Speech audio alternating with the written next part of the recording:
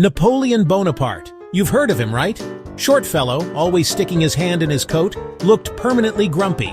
Genius at fighting wars, boss of France, huge appetite for conquering countries. Give him a map of Europe, a to-do list. Stomped his way from Spain to Russia, left baffled kings and flabbergasted generals behind. Enemies whispered his name and checked under their beds, ready to reorganize their sock drawer and claim it French territory. The famous Grande Armée, feared worldwide. Cannons, cavalry, pointy bayonets. Won so many battles he probably got bored. Austerlitz, Jena, Wagram. For a while nothing could stand in his way. But even great leaders have off days. Our story begins in the summer of 1807. Napoleon was feeling pretty pleased with himself. He had just signed the treaties of Tilsit. He'd won, and carve up Europe between them. So, like anyone who's just finished a very difficult bit of homework, Napoleon decided it was time for a celebration. He turned to his chief of staff, a chap named Alexander Berthier. He thought long and hard. Berthier had a brainwave, a rabbit hunt. It was the perfect gentlemanly pastime. Lots of fresh air, a bit of sport, and a chance for Napoleon to show off his shooting skills to his top brass. What could possibly go wrong? Berthier sent his men out to round up as many rabbits as they could find, collecting rabbits from farmers and breeders. Others claiming as many as 3,000 rabbits were gathered for the big day. Napoleon arrived with his entourage of decorated generals and important-looking officials. As the cage doors swung open, a furry tidal wave spilled out onto the field. For a moment they just sat there, a sea of brown fur, a sea of gray fur, blinking in the sunlight. Napoleon and his hunting party raised their guns, expecting the bunnies to panic, expecting them to scatter in all directions. The plan was simple. The rabbits would run away in terror. It was all very civilized. But these weren't just any rabbits. Berthier had made a tiny, crucial mistake. Instead of trapping wild rabbits, his men had sourced them from local farmers. They were used to humans. Humans usually mean one thing to a tame bunny: food.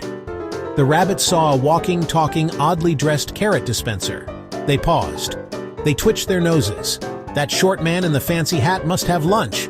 Instead of running away, the fluffy horde turned. Hop, bound, charged directly towards Napoleon. The scene descended into utter chaos. The great Napoleon, who could command armies of thousands, found himself at the center of a furry whirlwind. They began to swarm up his legs, nibbling at his boots, tugging at his trousers. Napoleon, startled and utterly bewildered, started shouting and waving his arms. For every rabbit he batted aside, 3 more took its place. His generals and distinguished guests were no help at all. They were too busy laughing their heads off or running for their lives. Some tried to fight back, using the butts of their rifles to fend off the fluffy attackers, but it was useless. They divided their forces with terrifying strategic genius, one flank targeting the emperor, while the other flank caused chaos among his staff. They leaped into the laps of terrified dignitaries. He dropped his gun and made a dash for the safety of his carriage. But the rabbits were hot on his heels. A few particularly bold commandos even managed to leap into the carriage with him. Finally, the carriage lurched forward and began to speed away. And so Napoleon Bonaparte, the man who made kings tremble and empires fall, retreated. He wasn't defeated by the Duke of Wellington. He wasn't defeated by Tsar Alexander I.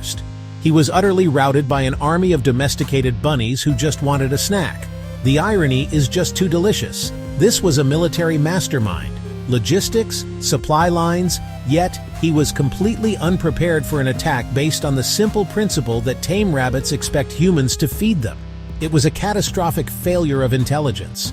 All the history books focus on Napoleon's epic victories and his tragic exile, but they often forget the time he was chased across a field by fluffy animals. It's a wonderful reminder that behind grand titles and stern portraits, historical figures were just people. It's comforting to know a man who could conquer half of Europe could also be brought low by something so harmless and cute. And eventually, a famous defeat at Waterloo, but of twitching noses, floppy ears.